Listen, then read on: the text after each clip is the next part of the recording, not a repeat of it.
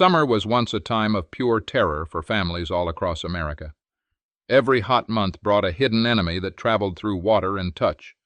Children went to sleep feeling healthy, but woke up unable to move their legs or breathe on their own. Parents locked their doors, closed public swimming pools, and watched their neighborhood streets turn completely empty. The sickness was called polio, and it struck without warning, targeting the youngest and weakest. Inside hospital rooms, rows of giant metal tubes hummed all day and night. These heavy machines were called iron lungs, and they forced sick children to breathe when their own bodies failed.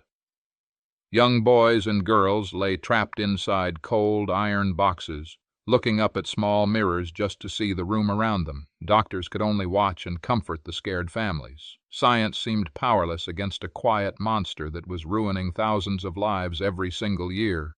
In a dark basement laboratory in Pittsburgh, one doctor refused to give up the fight. His name was Jonas Salk, and he spent every waking hour searching for a way to stop the sickness.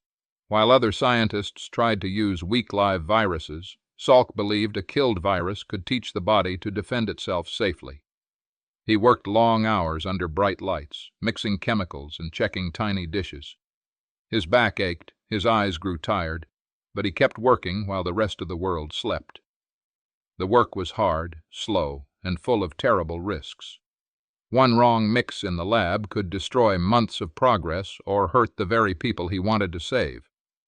Salk tested his ideas over and over on tiny samples, carefully measuring every single drop of liquid. Many experts said his ideas would never work and warned him that he was wasting precious time.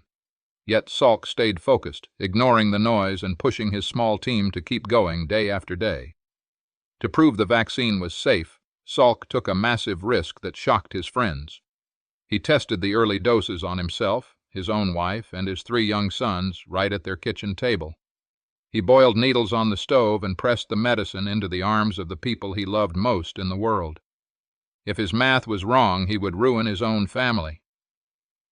That quiet room held the weight of his entire life and the hopes of millions of parents. By the year 1954, the ultimate test was ready to begin across the nation. Over 1 million school children lined up in classrooms and gymnasiums to receive the trial shots. They were called the polio pioneers, stepping forward with brave faces while their parents held their breath in the hallways. It was the largest medical trial in human history, organized with strict rules to see if the new vaccine could truly protect human bodies from the deadly virus. On April 12, 1955, a giant crowd gathered at the University of Michigan to hear the final results. News reporters, doctors, and leaders filled the room while millions of people tuned their radios at home. The lead researcher walked up to the microphone and announced that the vaccine was safe, potent, and effective. The long nightmare was finally over, and the room erupted into cheers as tears streamed down the faces of grown men and women. Church bells rang out in small towns across the country, and factory whistles blew to celebrate the victory. Store owners hung signs in their windows, thanking God and praising the quiet doctor who had beaten the terrible disease. People ran into the streets to hug their neighbors, knowing their children would finally be safe to play outside again. Jonas Salk had suddenly become one of the most famous heroes on the entire planet. As the news spread around the globe, business leaders and patent lawyers rushed into action. They saw a giant business opportunity that could make billions of dollars in profit. If someone owned the official patent for the vaccine, every single dose sold anywhere in the world would produce heavy royalty payments. Companies wanted to lock down the rights quickly, knowing that every country on Earth would be desperate to buy the miraculous medicine. Lawyers searched through the legal books to find out who held the legal rights to the discovery. They calculated that a patent on the polio vaccine would be worth over $7 billion in modern money. That kind of wealth could make Salk and his partners richer than the wealthiest kings in history. The business world waited for the paperwork to be filed, expecting a massive legal fight over who would control the global supply of the life-saving shot.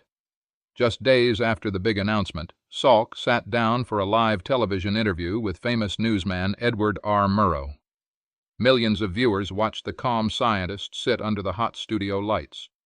Murrow leaned forward and asked the simple question that was on the minds of every business executive in the country. He asked who owned the patent on the polio vaccine, expecting to hear the name of a university, a foundation, or a company. Salk looked straight into the camera and gave an answer that shocked the entire world. He smiled gently and said that there was no patent, asking the interviewer if one could patent the sun. With those simple words, Salk gave away a mountain of gold and refused to take a single penny for his groundbreaking creation. He believed that a vaccine belonged to all of humanity, not to a single person or a hungry company. For Salk, the choice was not about money or personal fame at all. He believed that medicine was a tool to heal human suffering, not a commodity to be bought and sold for profit. If he patented the vaccine, high prices and legal battles would slow down production, leaving poor children without protection. By keeping the design open, any factory in the world could start making the medicine immediately without paying fees or waiting for legal permissions. Drug factories around the world began building lines to produce millions of tiny glass bottles right away. Because there were no patent barriers, the price of the shot stayed very low, making it easy for schools and public clinics to buy. Millions of doses were shipped across borders to rich countries and poor villages alike. The decision to forego private ownership transformed a local scientific victory into a fast global health movement that saved countless young lives. Without legal fights over who owned the science, countries worked together to wipe out the virus. Public health workers carried small cold boxes into deep jungles, high mountains, and crowded city streets to vaccinate every child they could find. The spread of polio dropped faster than anyone had ever seen in medical history. Whole nations reported 0 new cases within just a few short years, proving that fast action was better than big profits. The horrifying wards filled with heavy iron lungs slowly began to shut their doors forever. Children who had been stuck in hospital beds for months were finally able to go home to their families. Playgrounds that had stayed quiet for years were suddenly filled with the sounds of running feet and joyful laughter. The fear that had gripped parents every single summer began to fade away into a distant memory, replaced by simple relief. While the public celebrated Salk as a selfless hero, many people in the medical community turned cold toward him. Some senior scientists were jealous of his massive fame, while others were angry that he broke the traditional rules of business. Powerful figures in drug companies felt his choice set a dangerous example that made corporate profits look greedy. Salk found himself left out of elite scientific clubs and denied entry into top professional societies. The personal cost of his decision followed Salk for the rest of his quiet life. He never lived in a massive mansion or sailed on expensive private yachts like other famous inventors of his time. He stayed in a simple home and kept working long hours in his research labs, living off his normal university salary. Yet he never expressed regret for passing up billions of dollars, staying true to his core belief that saving lives was its own reward. Decades passed, and the global effort to end polio became one of the greatest success stories in human history. The disease that once paralyzed over 300,000 children every year was almost completely wiped off the face of the earth.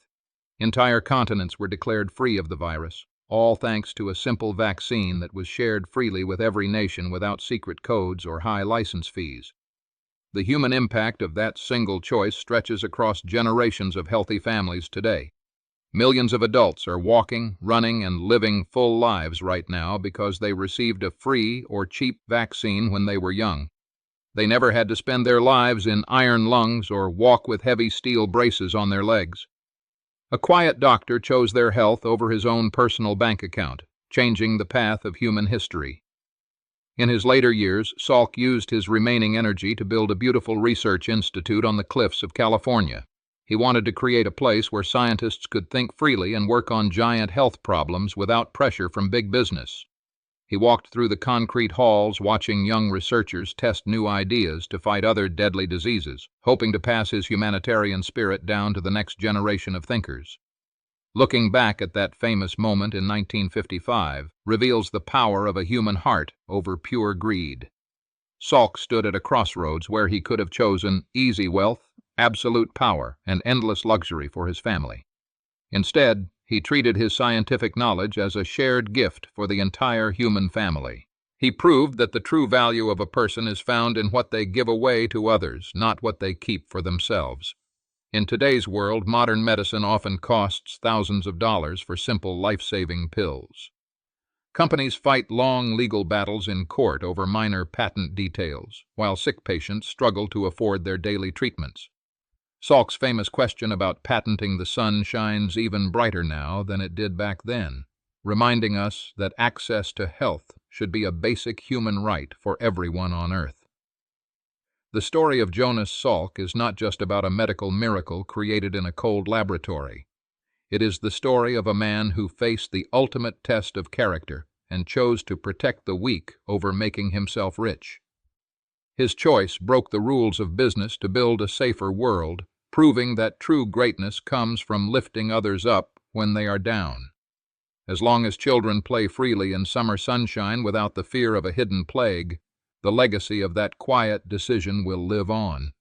Jonas Salk left behind no massive money corporate empire, but he left behind a world freed from a terrible nightmare.